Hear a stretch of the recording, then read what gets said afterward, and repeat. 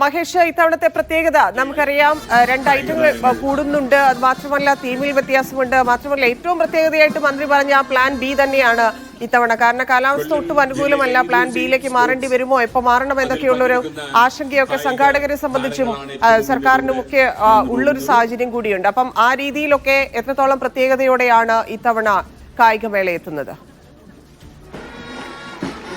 Plan B എന്ന് പറയുന്നത് തന്നെ എപ്പോഴും നമ്മളൊരു മഴ പ്രതീക്ഷിക്കുന്നുണ്ട്, ഒരു വലിയ മഴ തന്നെ നമ്മൾ പ്രതീക്ഷിക്കുന്നുണ്ട്. അപ്പോൾ ഇപ്പോൾ നമ്മൾ ഈ സംസാരിക്കുന്ന സമയത്ത് ഇവിടെ വാനം ഇരുണ്ടിരിക്കുകയാണ്, വലിയ മഴക്കാർ വല്ലാതെ കാണുന്നുണ്ട്. അങ്ങനെ വന്നാൽ സെൻട്രൽ സ്റ്റേഡിയം, ഇപ്പോൾ നിലവിൽ തന്നെ സെൻട്രൽ സ്റ്റേഡിയത്തിന് അവിടെ ഒരു എന്താ പറയുക, അകത്ത് പന്തൽ കൊണ്ട് ജർമ്മൻ ഒരു ടെക്നോളജി ഉപയോഗിച്ചുള്ള പന്തലുണ്ട്. അപ്പോൾ കുറെ കൂടി ഗെയിംസ് മത്സരങ്ങൾ അല്ലെങ്കിൽ നടത്താൻ പറ്റുന്ന പരമാവധി മത്സരങ്ങൾ അങ്ങോട്ടേക്ക് മാറ്റാനുള്ള ഒരു ആലോചനയാണ് എന്നാണ് നമ്മൾ മനസ്സിലാക്കുന്നത്.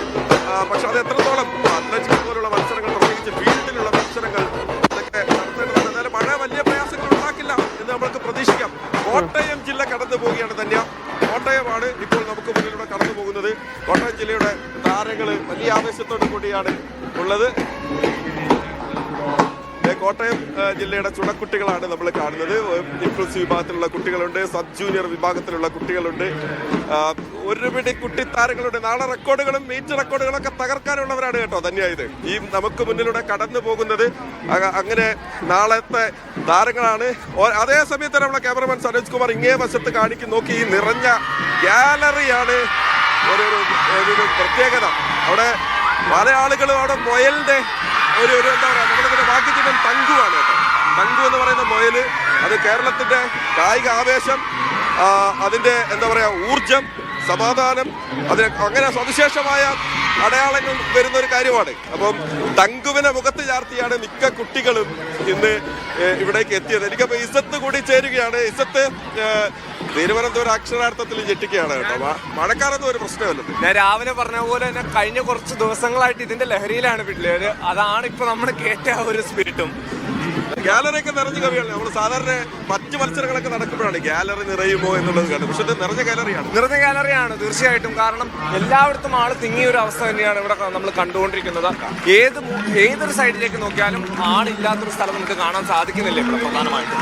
മാത്രമല്ല ഈ മാർച്ച് പാസ്റ്റിന്റെ ഒരു സ്പിരിറ്റ് അത് ഈ കുട്ടികളിൽ കാണാൻ സാധിക്കുന്നുണ്ട്. ഉദാഹരണത്തിന് ഇപ്പോൾ കോട്ടയം വന്ന വഴി ഇവിടെ ഉണ്ടായിരുന്ന കുട്ടികൾ നൽകിയ ഒരു ഊർജ്ജവും അവരുടെ ഉള്ളിലെ ഒരു സ്പിരിറ്റും അതാണ് ശരിക്കും ഇപ്പോൾ ഈ ഒരു സെൻട്രൽ സ്റ്റേഡിയത്തെ മുന്നോട്ട്, യൂണിവേഴ്സിറ്റി സ്റ്റേഡിയത്തെ മുന്നോട്ട് കൊണ്ടുപോയിക്കൊണ്ടിരിക്കുന്നത്. ഓക്കെ, നമുക്ക് മുന്നിലൂടെ കോഴിക്കോട് ജില്ല കടന്നു പോവുകയാണ്. കോഴിക്കോട് ജില്ലയുടെ താരങ്ങൾ വലിയ ആവേശത്തോടു കൂടി മാർച്ച് പാസ്റ്റിൽ പങ്കെടുത്ത് മുന്നോട്ട് പോവുകയാണ്. അവിടെ മന്ത്രി വി ശിവൻകുട്ടി അവരെ കാത്തിരിക്കുന്നുണ്ട്. മന്ത്രിക്ക് സല്യൂട്ട് സ്വീകരിക്കാനുണ്ട്, മന്ത്രിക്ക് മുന്നിൽ ആഞ്ഞ് സല്യൂട്ട് നൽകാനുണ്ട്. മഴക്കാറൊന്നും ഒരു പ്രശ്നമേ അല്ല. എന്തായാലും വലിയ ത്രില്ലിലാണ് കുട്ടികളുള്ളത്, വലിയ ത്രില്ലിലാണ് തിരുവനന്തപുരം ഉള്ളത്. തന്നെയാണ് നമ്മൾ പറഞ്ഞതുപോലെ തന്നെ വലിയ ആളുകൾ, ഗാലറി കണ്ടോ, ഒരുപാട് കുട്ടികളുണ്ട്. നമ്മൾ തുടക്കം പറഞ്ഞത് ഗാലറിയിൽ നിറഞ്ഞു കവിയാന്നൊക്കെ നമ്മൾ പറയുന്നത്. നമ്മൾ കഴിഞ്ഞ ദിവസം മലപ്പുറത്ത് ഒരു ഫുട്ബോൾ മത്സരം കണ്ടില്ല, അതുപോലെ നിറഞ്ഞു കവിഞ്ഞിരിക്കുകയാണ്. വലിയ ആവേശത്തോടു കൂടി തന്നെയാണ്. മാത്രമല്ല ഈ കായിക ഒരു മേളയാണെങ്കിൽ പോലും കേരളീയ കലാരൂപങ്ങൾ, ഒന്ന് രണ്ട് കലാരൂപങ്ങൾ അവിടെ തയ്യാറാവുന്നത് നമ്മൾ കണ്ടിട്ടുണ്ടായിരുന്നു. കോഴിക്കോടിന് തൊട്ടു പിന്നാലെ വരുന്നത് മലപ്പുറമാണ്. കഴിഞ്ഞ തവണ മലപ്പുറത്തിന്റെ കുട്ടികൾ അത്ലറ്റിക്സിൽ ഒരു ഞെട്ടിച്ചതാണ്. ഇതുവരെ നമ്മൾ കാണാത്ത രീതിയിലുള്ള ഒരു മുന്നേറ്റം മലപ്പുറത്തിന്റെ താരങ്ങളെ നമ്മൾ കഴിഞ്ഞ തവണ കണ്ടതാണ്. അപ്പം എല്ലാം കരുതിയാണ് ഇക്കുറി മലപ്പുറവും വരുന്നത്. മലപ്പുറത്തിന്റെ താരങ്ങൾ നമുക്ക് മുന്നിലൂടെ കടന്നു പോവുകയാണ്. മലപ്പുറത്തിന്റെ പതാക അത് കഴിഞ്ഞതാ നോക്കിയേ, ആ ഫ്രെയിമിലേക്ക് നോക്കിയേ, എന്തൊരു ആവേശത്തോടെയാണെന്ന് നോക്കിയേ. വലിയ സന്തോഷത്തിന്റെ പുഞ്ചിരിയുടെ ഒരു മുഖം നമുക്ക് ഇവിടെ കാണാൻ പറ്റുകയാണ്. കുട്ടികൾ, ഒരുപാട് കൂട്ടുകാർ നമുക്കൊപ്പം ഉണ്ട് കേട്ടോ. ഒരുപാട് ആളുകൾ വന്നിട്ടുണ്ട്, മത്സരം കാണാനുണ്ട്, മത്സരത്തിൽ പങ്കെടുക്കുന്ന കുട്ടികളുണ്ട്. ത്രില്ലിലാണ്. ഇതാ തങ്കുവിന്റെ മുഖം മൂടിയിട്ട് നമ്മള് ഹായ് എന്തൊക്കെയുണ്ട്? പരിപാടി കാണാനായിട്ട് വന്നതാ. ആണോ? സന്തോഷമായോ? ഹാപ്പിയായി? അതാണ് കേട്ടോ. ധന്യ കണ്ടോ, ഹാപ്പിയാണ്. മോന്റെ പേര് ജീവൻ ജീവൻ ഹാപ്പിയാണ്, നമ്മളും ഹാപ്പിയാണ് തന്നെയാ. ജീവൻ വളരെ ഹാപ്പിയാണ്, ഞങ്ങളും വളരെ ഹാപ്പിയാണ്. കാരണം ഇവിടെ വലിയ ത്രില്ലിലാണ്. നമ്മൾ പറഞ്ഞതുപോലെ തന്നെ ഒരു വശത്ത് അധ്യാപകര്, കുട്ടികളെ കൊണ്ട് അധ്യാപകർ കാത്തു നിൽക്കുന്നത്. എത്രയോ ദിവസത്തെ പ്രയത്നമാണ് അവരെ തിരുവനന്തപുരത്തേക്ക് എത്തിക്കുന്നത്. ഒരുപാട് ദിവസത്തെ അടുക്കും ചിട്ടയായ പരിശീലനമാണ്. അതൊക്കെ കഴിഞ്ഞാണ് അവരിങ്ങോട്ടേക്ക് എത്തുന്നത്. ഇവിടെ മലപ്പുറത്തിന്റെ മാർച്ച് പാസ്റ്റ് ഒരു വശത്ത് നടക്കുന്നുണ്ട്. മലപ്പുറത്തിന്റെ മാർച്ച് പാസ്റ്റിന് ശേഷം നമുക്ക് അവിടെ ഒരു ബാൻഡ് മേളം വരുന്നു. അതിനുശേഷം ഒരു കാലത്ത് കേരളത്തിലെ എന്താ പറയാ സ്കൂൾ കായികമേളയുടെ ട്രാക്കിന് തീപിടിപ്പിച്ച അല്ലെങ്കിൽ ട്രാക്കിൽ വലിയ ആവേശത്തോടെ നിന്ന പാലക്കാട് ജില്ല അവരുടെ പ്രതാപം അവരിക്കുറി വീണ്ടെടുക്കുമോ? കല്ലടിയും പറളയും ഒക്കെ നമുക്ക് ഓർമ്മയുണ്ടല്ലോ.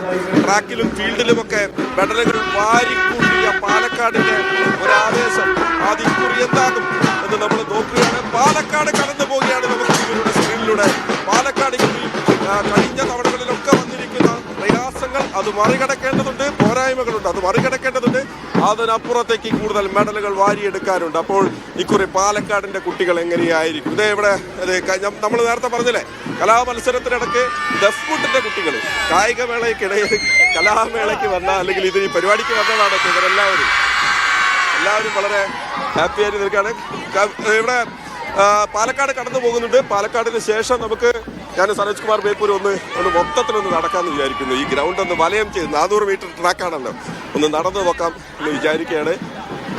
മലപ്പുറം കഴിഞ്ഞു, പാലക്കാട് കഴിഞ്ഞു, പത്തനംതിട്ട ജില്ല തൊട്ടരികെ പത്തനംതിട്ടയുടെ താരങ്ങൾ ഇതാ നമുക്ക് മുന്നിലൂടെ സ്ക്രീനിലൂടെ കടന്നു പോവുകയാണ്. പത്തനംതിട്ടയുടെ താരങ്ങൾ എല്ലാവരും കടന്നു പോവുകയാണ്. നാളെ ഇൻക്ലൂസീവ് വിഭാഗത്തിലുള്ള മത്സരങ്ങളാണ് കേട്ടോ നടക്കുന്നത്. നാളെ രാവിലെ മുതൽ ഇൻക്ലൂസീവ് വിഭാഗത്തിന് മത്സരം തുടങ്ങും.